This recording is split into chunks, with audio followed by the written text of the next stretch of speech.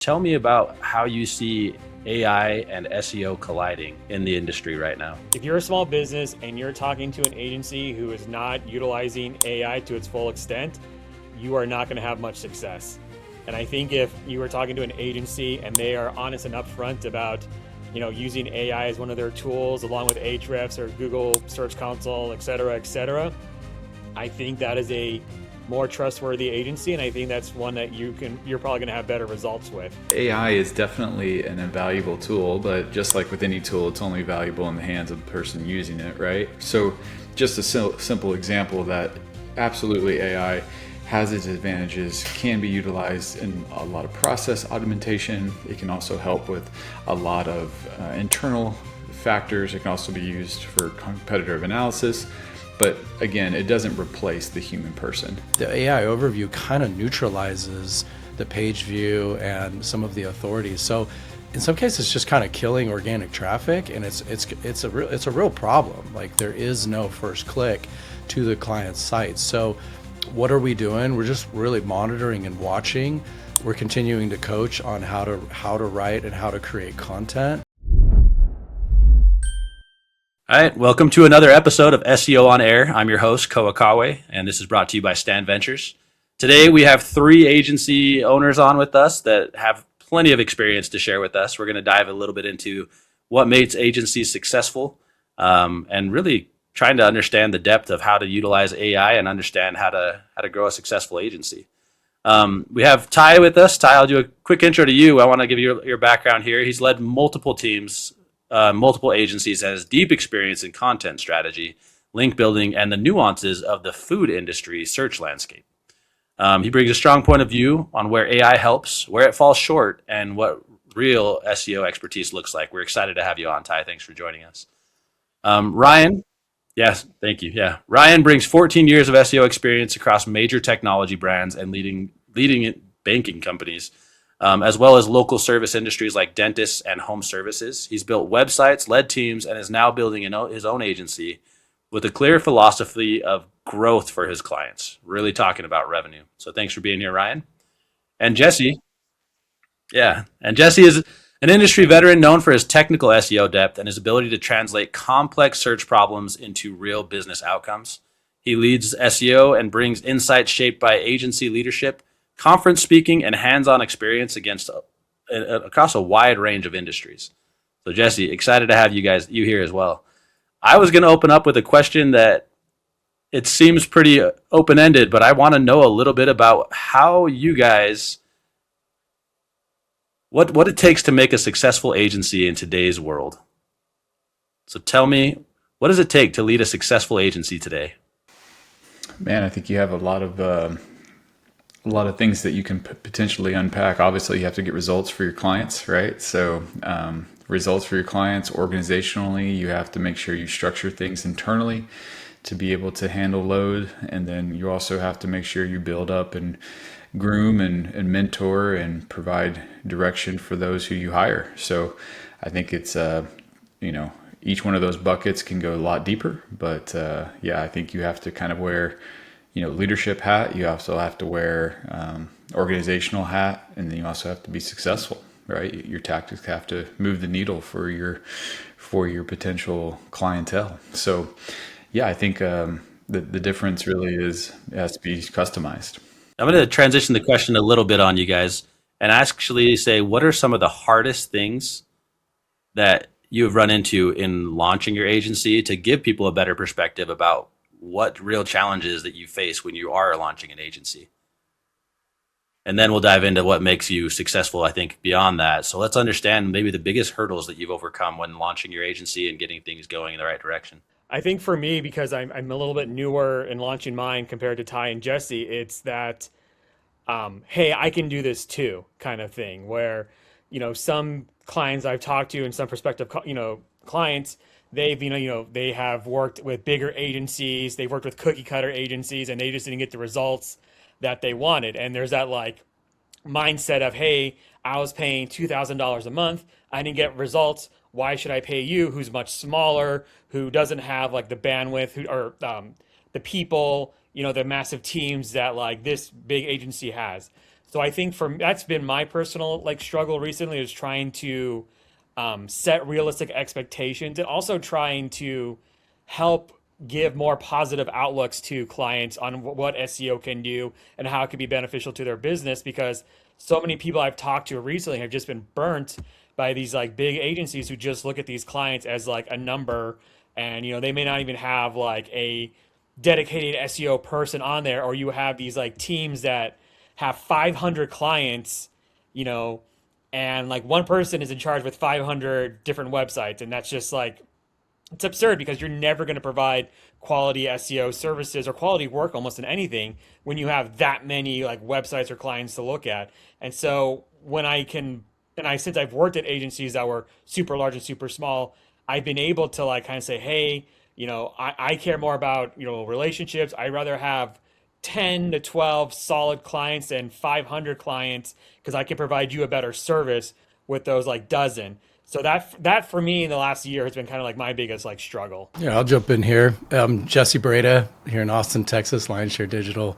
One of the things that I think has allowed Lionshare to be successful is, and I think piggybacking on what Ryan said, is we started slow and steady. We didn't try to pitch ourselves to be bigger than what we were. We really tried to lean into each and every relationship. Each customer matters, and service them to the best of our abilities. I think on top of that, we made sure that we have a process. We write SOPs so that anyone on the team can understand where we are.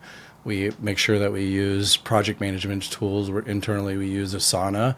We build out those SOPs into templates inside of our Asana templates, so that when we launch a new client, that there's a roadmap. And then I think most importantly is we meet with the client. We really understand their challenges, their goals, who they are, what their unique value proposition is. We call that Ignition. That's essentially an extended version of Discovery. That's something that we offer as a paid service, as a paid offer. And so we dive deep into who the client is, who their customers are, who their products are, and then where's the engagement gap? Where are they not meeting their customers at? And then we actually look at what of our service, not just SEO, but design, development, maybe PPC, whatever marketing services can we bring to the table to really help meet their needs, understand their KPIs. And then we finally, after that ignition is done, we bring them a proposal for what we want to do for them. And we found that to be really beneficial.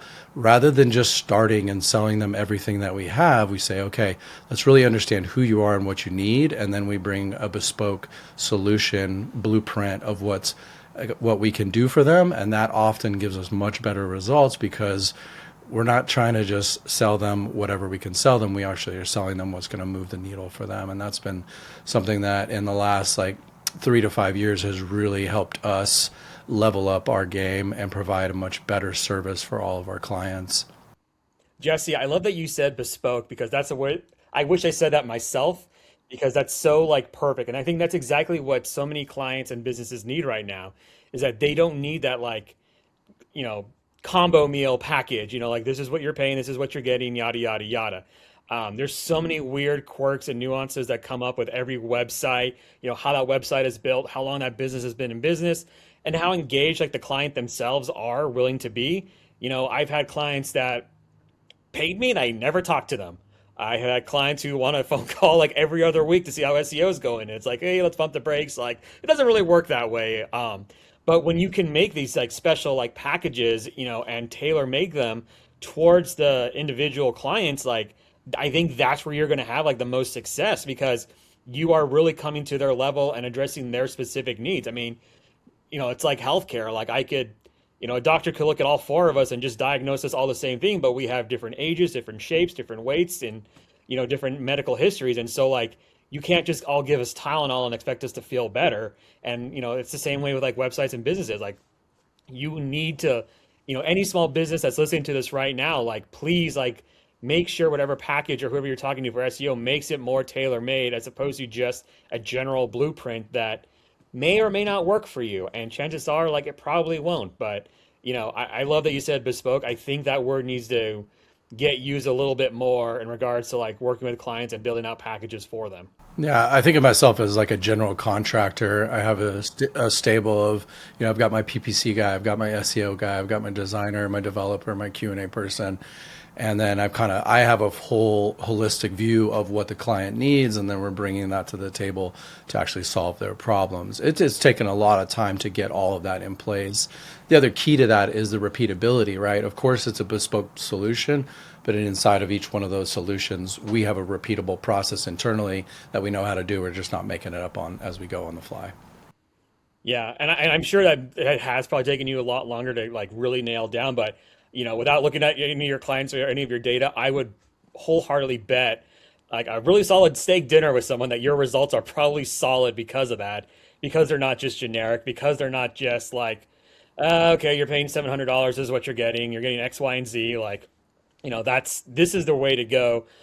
This human approach, this like specificity, I think this is what's really going to set agencies apart, as we continue to move forward as SEO and AI progresses. Ty, you've been quiet here. I wanna ask you if you feel like there's a contrast in how you're approaching things. Maybe you have more standard packages. Maybe you're more custom. What's your thought on what they've been discussing? Yeah, so early on in my career, I was at an agency where we were fairly on the more competitive side as far as pricing.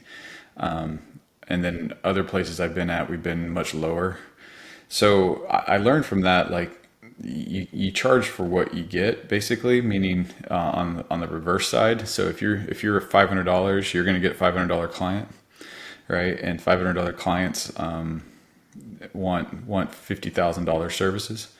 And so what I've learned from this is my packages, this is what I offer. This is the things that are included in it, but this is the price, right? So as far as what that includes, absolutely.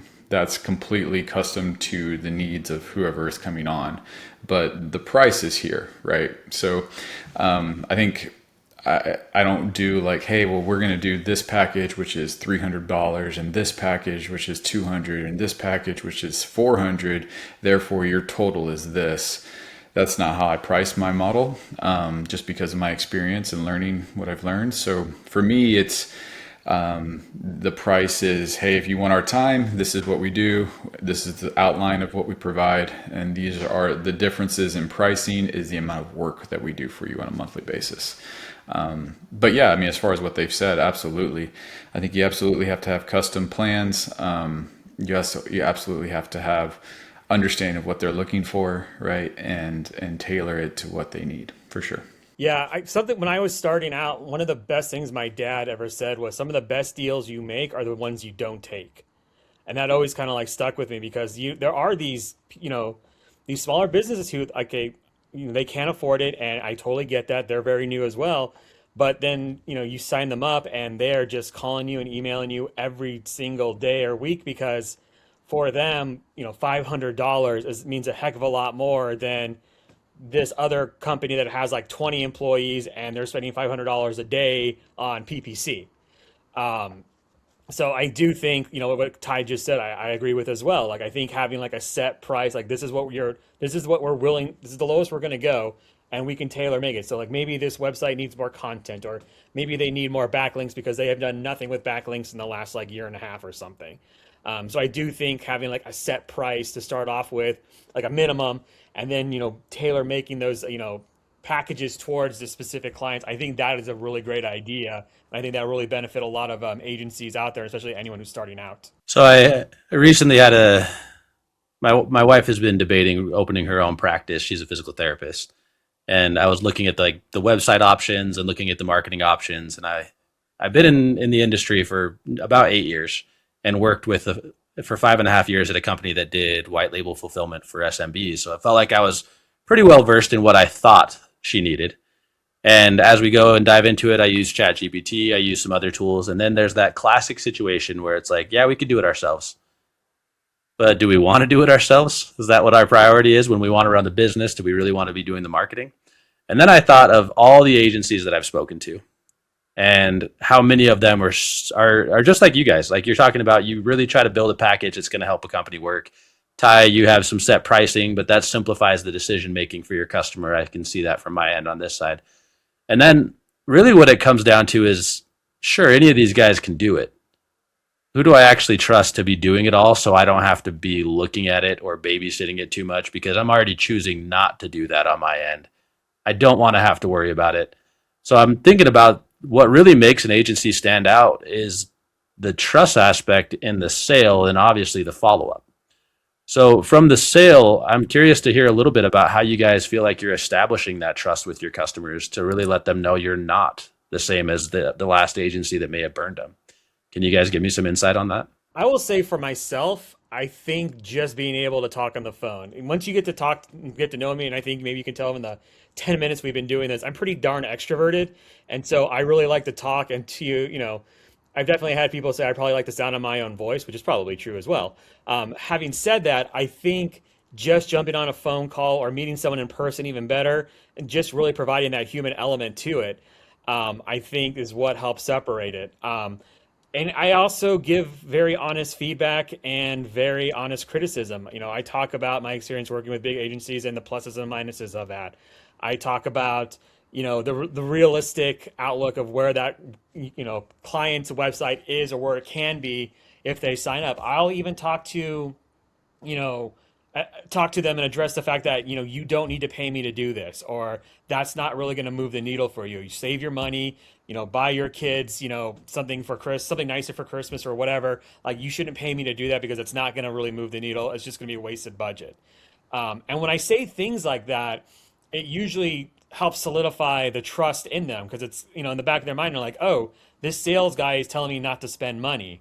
Like, either he's the worst salesman in the world or he's very honest. And it's probably both, to be perfectly honest.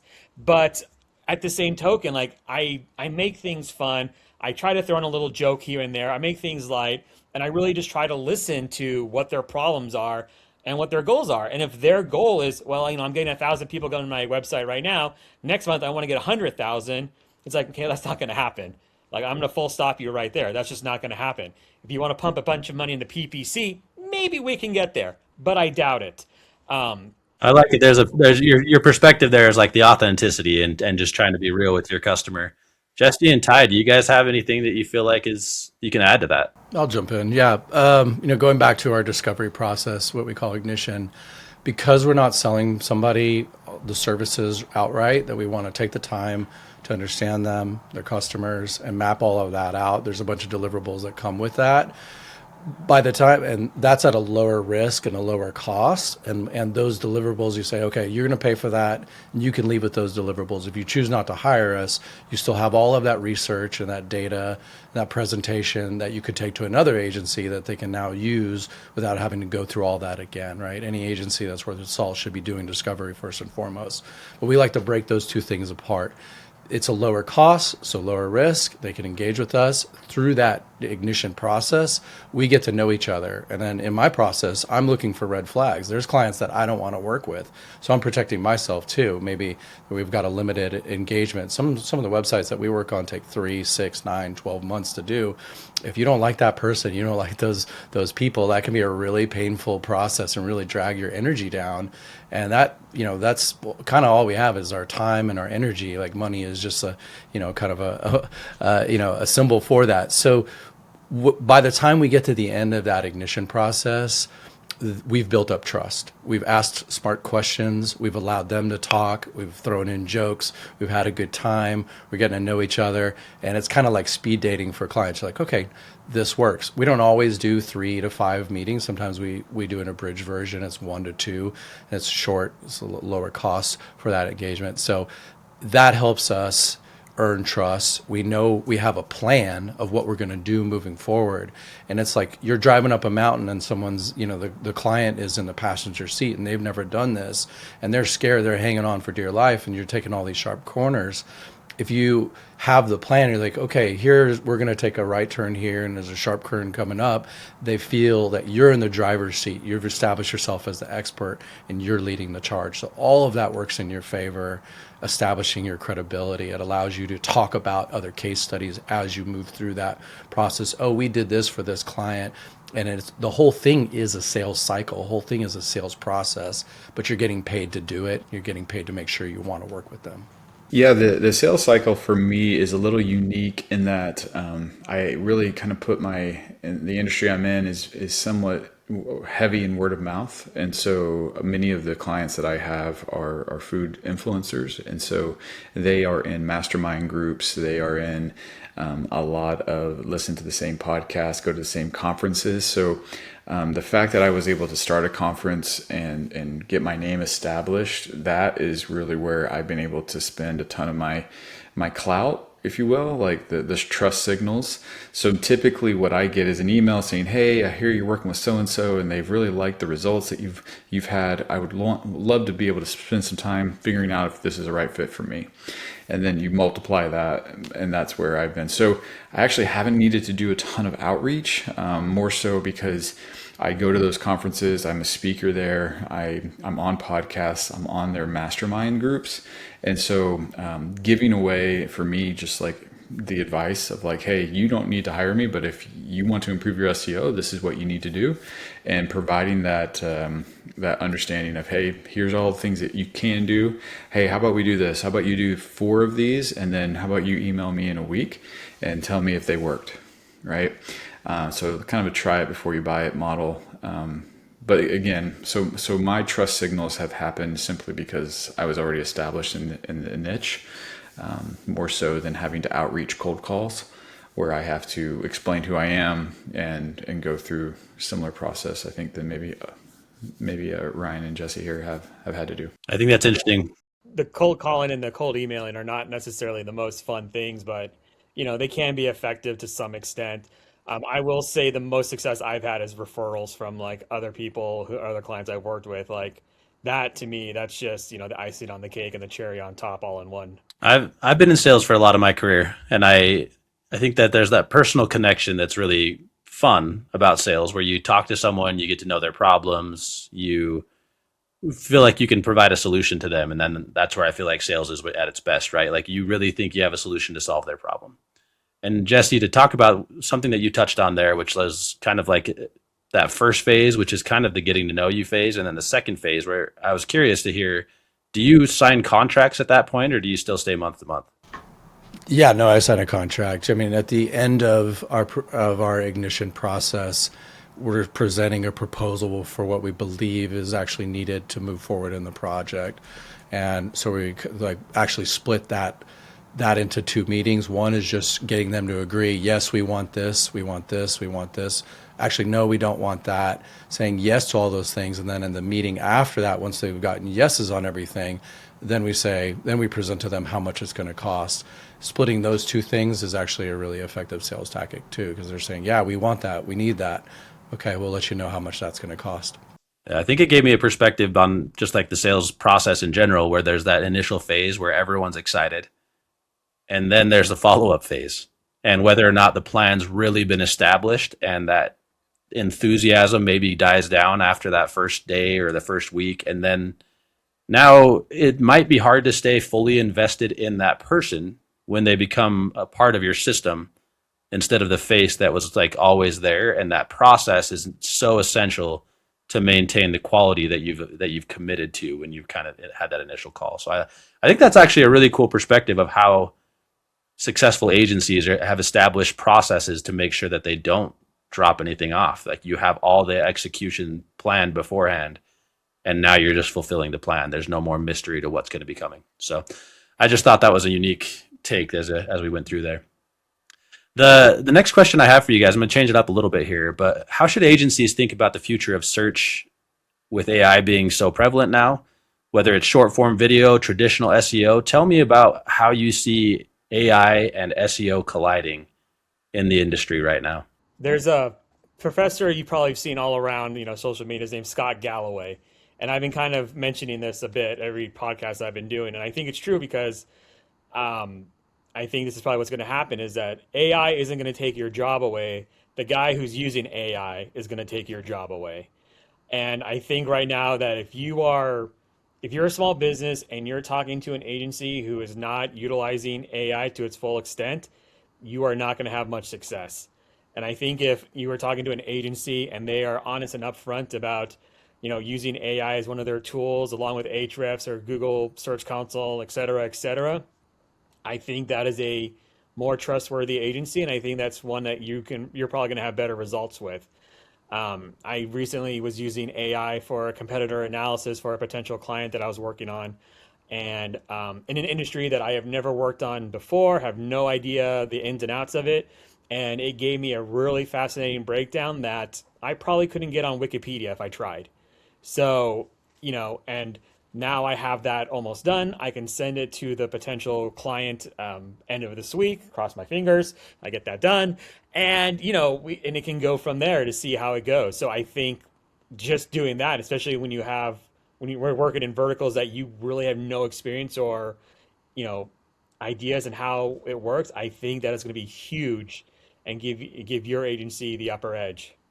I can jump in. So yeah, I think AI is definitely an invaluable tool, but just like with any tool, it's only valuable in the hands of the person using it, right? So utilizing it for tasks that can be utilized, but also having the human element oversight, right? I think most people have had the experience of asking AI to create content, reading that content, and it clearly misses the mark. So just a simple example that absolutely AI has its advantages, can be utilized in a lot of process augmentation. It can also help with a lot of internal factors. It can also be used for competitive analysis. But again, it doesn't replace the human person. And I think as long as you utilize it to its advantage, but also recognize it for its weakness, I think you'll be just fine. So when it comes to how can it make your life simpler? Absolutely. When it comes to, hey, I thank you for this insight, but we're actually going to go this way because I have a human brain and I understand this concept that AI is not understanding, then that's where I think people could fall into a pitfall and get too reliant. I definitely see that with some of the younger generation that some of the teenagers and younger kids who are using it and like, well, yeah, did you read this or did you just hit enter and then just send it, right? Like you didn't even read it, and it doesn't even read correctly. You're not even talking about the points that were asked. So I think AI absolutely should be utilized. You should utilize it for its fullest advantage. Learn the tools, learn the different services that are out there, understand how it can help you. As far as search goes, I think there's absolutely verticals that AI is going to help people, right? If you go back to like the early 2010s, like Wikipedia was everywhere. I think, Google found out that people just didn't want a definition anymore. They wanted more in-depth information. So as AI gets better, I think you're going to see a natural evolution where it's not going to just be definitions or answering questions, but more in-depth, waterfall, actual process of somebody's search journey. So figuring out that search journey, people are going to need to learn how to perform the research necessary that people are looking for and recognize that, hey, that's probably an AI query, or that's probably going to be something that AI is going to dominate. Probably shouldn't invest any time, energy, or effort in creating content around that because I probably won't beat AI. But when it comes to, like, for example, I spoke at a travel conference recently and I'm like, most people know if you're visiting New York City, most people know what the highlights are for tourist places in New York. You don't really need to come up with an article around that. But what you probably should come up with is, hey, I'm going to New York for 4 days. Create me an itinerary that you've lived, that you can show me how that itinerary and what you would do and how you did it and why I should do it is around. And I think the human element of that blog post absolutely has an opportunity to stay relevant in the search results compared to, hey, go see the Empire State Building, right? Which is clearly an AI overview going to dominate that. So I think it depends on the vertical. I think obviously we're still in the early stages of AI. So we are kind of like in inning 1 or 2, right? So we don't know exactly where this thing's going to land. But as of right now, it's smart to use it to its advantage, but also recognize that the vertical is going to be dependent on the vertical, and then also make sure that you incorporate your human element into it and don't blindly take AI for whatever it gives you. Love that. Yeah, I think Ty, spot on. I think it's really important, just like if we're really in broad strokes, it's kind of hard to give good answers. So I think it really matters what type of content are we talking about? Are we talking about a service page? Are we talking about an influencer that has, this is my lived experience and I'm selling like my version of all of these cool things? So for me, right, we deal with a lot of businesses. So for instance, a solar cleaning company, and that is, for the most part, a highly technical business, but the owner of that company really has a unique view and a lived experience of what it means to service an inverter or these types of panels or what all they do for people. Our approach for that, and the first thing I'll say is I think AI is just table stakes. It should be being used and figured out, and if somebody's not using it, I mean, they're going to get lapped. So I mean, that just kind of just goes without saying. So it's all incumbent on us to learn this new tool. This is just a new technology, just like anything else that we need to incorporate into our business. So what we do is we have Zoom meetings. We record those meetings.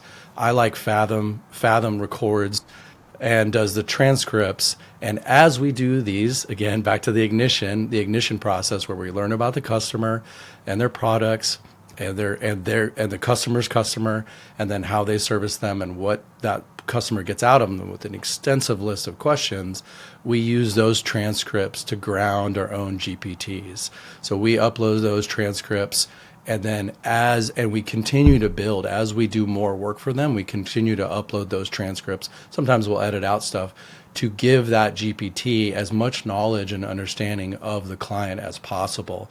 So when I go to write a service page, the first thing we do is ask GPT to help me write this content for this service page, rely on the transcripts. And as we go into really detailed work for each and every page, we'll have a specific meeting.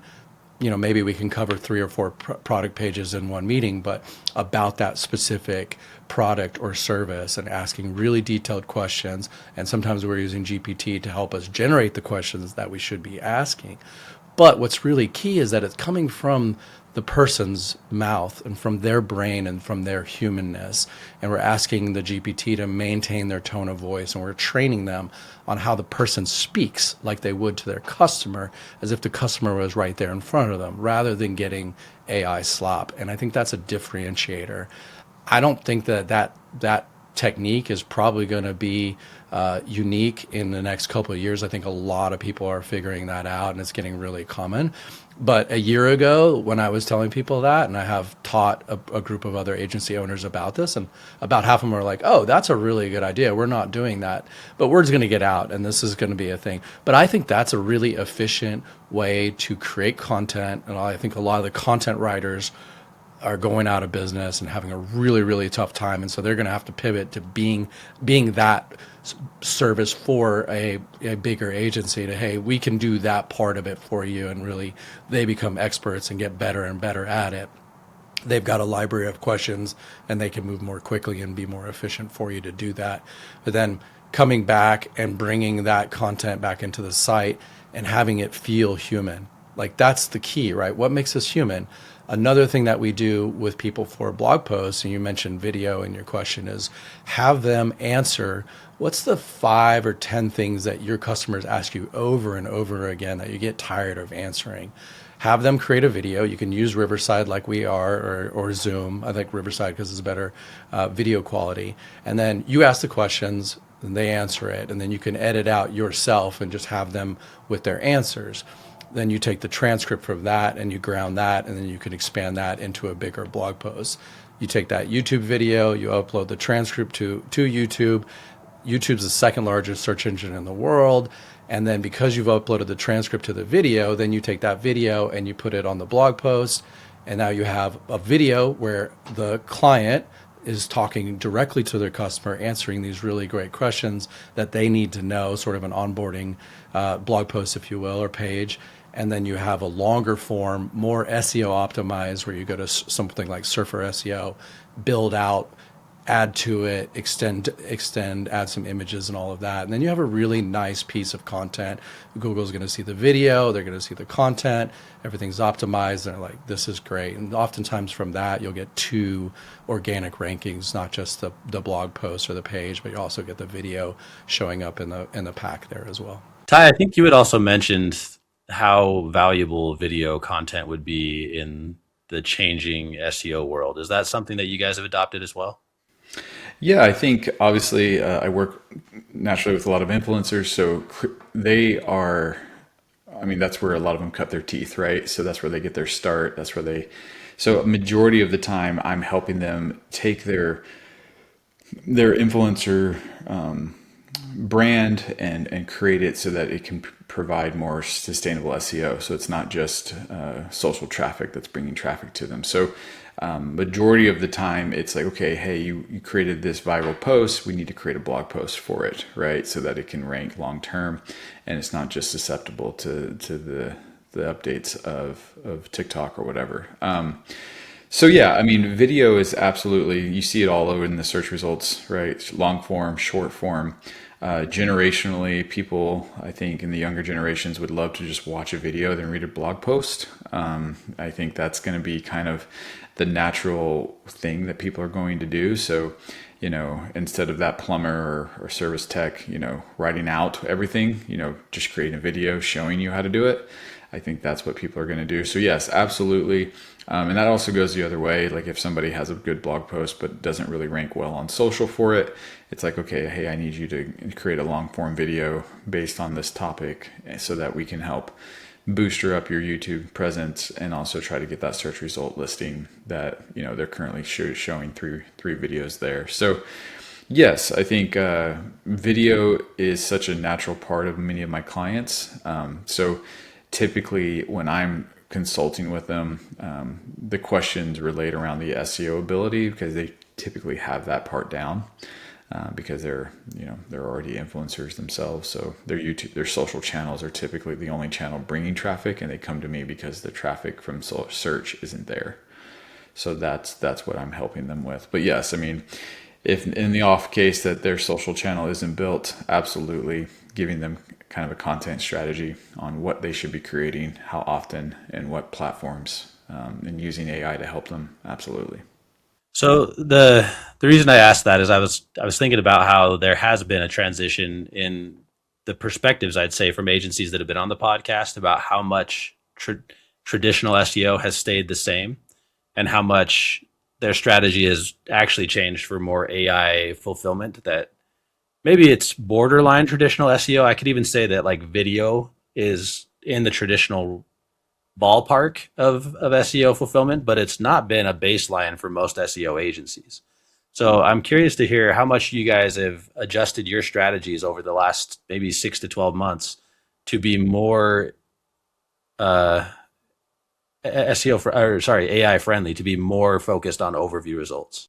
Yeah, I mean, I think it depends on the client and it depends on the type of content that they're providing and the intent of the user, right? So I have a client called the absolutesound.com, and they're also a magazine. They review high-end audiophile, like equipment, speakers and amplifiers, and they get referenced in overviews all the time because they're an authority.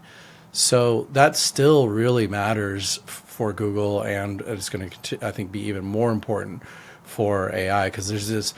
They're looking for these trust signals of who should I actually ground, what results should I provide, and then the only thing they can really do is say like, okay, it looks like this is an authority in the space, so we probably can trust their answers. So I think you really need to look at your authority and how do you build that, and just depends on what niche or what vertical you're in is really going to matter. If someone's shopping for loudspeakers and they've got a $10,000 or $20,000 budget, and this review site, we want people to end up on that page and really read the whole article.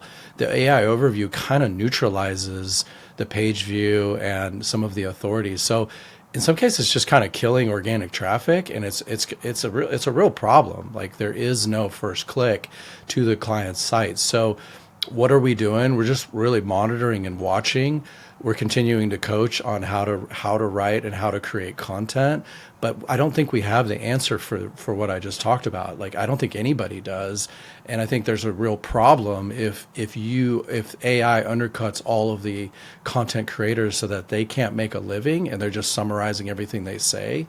Eventually, those people start to go away and have to find other things to do. And I think AI on a whole is threatening a lot of people's livelihoods and how they work. And you're going to say, okay, this thing can do the job of 10 or 20 people, or it's just not even necessary to even have that job anymore. So I don't have a solution for that. I don't think anybody here does. If we are content creators on the web and we are building the web, and then AI is taking all of that and regurgitating back to us in a way that doesn't benefit the content creators, eventually those content creators go away. And I really don't know how we solve that. There needs to be monetary exchange and payback. I mean, great that OpenAI is now giving people links back to the original source. When they first started, they weren't even doing that. Perplexity was doing that from kind of day one, which I really value about them. But it doesn't pay the bills. A link back from AI doesn't pay the bills. And if you rely on organic traffic to your site, I don't know what to tell you. And we've talked about, Substack and Patreons and all of these walled gardens. But if you're and someone like the Absolute Sound, who already has an established audience and they're selling magazines and people, they might be able to pull that off. But how do you get there in the future? If you're starting today and you can't build up your traffic and build up your authority by being, 10, 20, like really great interactions with your customers. Like, wow, I found a great answer there. I love that. I'm going to subscribe to their newsletter, keep coming back. You really only have kind of social as a way to drive, and not every company in person is right for there. Nobody wants to subscribe to their HVAC company's social media, like that's not a thing. So it's got to be a hobby. It's got to be an interesting passion. And so that's only a subset. So it's a tough business. And then you're kind of looking at, okay, we got to do paid ads to get in front of people. And, I think Google and OpenAI and all the AIs are going to have a battle over paid search results. How does OpenAI start to add that into their answers without running people off, So I don't have the answer, but we're certainly watching it and looking at it. Yeah, I frequently deal with recipe creators, and one thing that I've seen is the ChatGTP commercial where it's the kid makes I call him a kid, he's probably a young adult, but he makes the low key recipe, right? And so I've asked people, have you ever had that experience where you've gone to ChatGTP and actually made it, and did you enjoy the meal? Did it work, right? Clearly in the video, in the commercial, and most people say if they've done it that they've actually haven't liked it, because AI is putting together 3 or 4 recipe steps and ingredients. They haven't tested it.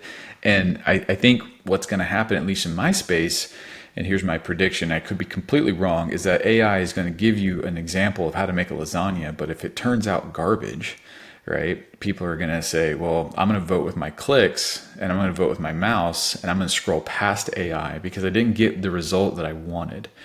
And so Google has been and has shown a period of, whether it be Google Plus, whether it be Discover, Web Stories, that like they're all about putting something out there and then seeing where it lands and then pulling back where it doesn't. I think absolutely there's verticals and spaces where AI is probably going to be the future, but I think there's other spaces where I don't think it's going to work. And so I think, I can, in Austin, I can go get a taco from Taco Bell, or I can go get one from Torchy's, right? And those are very different experiences, right? And so I think the experience people have with getting their information, and I think I go back to the Wikipedia example in the early 2010s, is, yeah, you can get a definition of what HVAC is, but does that help you solve your problem, right? And I think that's where if AI gets to the point where they start testing things and saying, hey, based on the reviews we scraped, here's the best ones. Well, then you're just, I think a lot of businesses are going to get very legal very fast with Google trying to say, hey, you can't just take our stuff and without getting us credit for it because you didn't do the testing. You basically are taking our intellectual property and regurgitating it with your own. So I think it'll be interesting. Like I said, I think we're in the first, second inning of this, so we'll see where this lands. But I think Google is absolutely in the business of getting people information they want, and if people aren't liking the information they're getting, then Google has shown that they change it. So I think there's probably in the food space, there's probably a couple other verticals where AI is going to be something that's there, but people are probably going to not use it as much because the results aren't what they want. I also kind of want to jump in on what you said, Ty. Personally, for me, maybe it's just my type A personality. I'm the kind of person who will go to the person or go a little bit above beyond to get the answer that I want. So if I know I really want a killer lasagna recipe, I'm not going to go to ChatGPT. Maybe I'll do a Google search, but I'm the kind of person like I'm going to text Ty because Ty probably knows an influencer who has this killer lasagna meal that her grandmother used to make when they were living in Sicily. And Ty's like, Ryan, I got the person for you. Their name is Jane Smith. This is her Instagram. Go check it out. And then like, boom, like I'll scroll and there it is. Or, there's her website and there's like the killer lasagna recipe that I've been looking for my whole life. That's how I like to search. I love referrals. I love suggestions. And I love hearing what other people recommend, think, love, or even dislike, because that just gives me like an idea. I've been to Austin once. If I message Jesse anytime, like I need better tacos than Taco Bell or Torchy's. What else do you got for me? And like, oh, Ryan, you got to go to this place. It's down the street from me. Pick me up. I'll buy you a beer. Great, let's go there. And I can't necessarily find that on Chat GPT, especially if Ty and I have very similar food tastes. Like Chat GPT, AI is not going to be like, oh, yes, like I know your taste buds. You know this perfectly. And I know Ty likes that perfectly. It could maybe get close, but like at the end of the day, like if I'm in Austin, I'm like, dude, I need the best tacos with the best hot sauce. I know Ty's going to help me out way more than almost anything in Google or AI. So I still think there's that human element that can really go a long way. And, like you just said, like, we're in the first, second inning of this. I don't think AI is in the human element aspect of like, oh, if you want killer hot sauce and I know you like these, you should go here because that's going to be, like a perfect match for you. Right. I think e-commerce is also a space that this is going to probably be interesting to watch because, if I Google men's size 12 shoes, right, there's so many different variations of what I'm looking for, right? And style and preference, right? And so I think, yeah, I've seen people be like ChatGPT is offering, add to cart buttons right in the results now. And I'm like, well, that means that people actually want it, right? People are that like, yep, I don't want to do any more research. Like that's like Amazon's model, right? We all spend 40 minutes reading a review over a $10 item, right? It's like, it's ridiculous, the behavior that we've all learned. And so I just don't see that being reality where people are like, yes, I'm not going to do another search. I do want to hit the add to cart button because I'm ready to make the decision right now, 30 seconds into my search for this product, right? The higher the price point for the item, the longer the research it takes. Like, I feel like that's just kind of how we've been trained from Amazon, right? So I think most people, another vertical like that. So I think it'll be interesting. I think like flights will be interesting to watch. Some of these bigger ticketed items where ChatGPT is going to say, hey, I found the best result. Here it is. Like, that's part of the journey. I'll click on that and then I'll go through my continued journey where I might use AI, I might not. And so I think it's a part of it, but I don't think it's going to dominate. And I could be wrong on that, but from right now where I sit, I think it's going to be interesting to watch. Yeah, I think we're going to have to wrap up just for the sake of time. I had more questions I'd love to ask you guys. One of them that I may follow up with you on LinkedIn on is how much we really think AI is helping or hurting publishers. There's definitely aspects where it's helping and definitely where it's hurting. And then Ty, I'd be interested in the contrast of, like, I searched for a size 12.5 shoe on ChatGPT recently, and it gave me a bunch of options for like the zero drop wide toe box basketball shoe I was looking for. I thought it was awesome until I clicked on like 5 of them, and every single one of them was out of stock on the websites I was trying to buy it from. And I was like, I could see as integration gets better, maybe, and like how much they're able to see. Like, are they able to test carts? Are they able to check inventory? How I wouldn't want to go to 5 different websites, and it might provide the best solution. But the danger of not going to 5 different websites and having one recommendation that I follow blindly, and what that could mean for consumers is pretty interesting as far as like what visibility would do for monopolizing sales. Um, we are out of time. I really appreciate the conversation. I actually think this was a super thoughtful recording session. So I'm excited to share this with the world through SEO on Air. Thank you guys for being a part of our recording.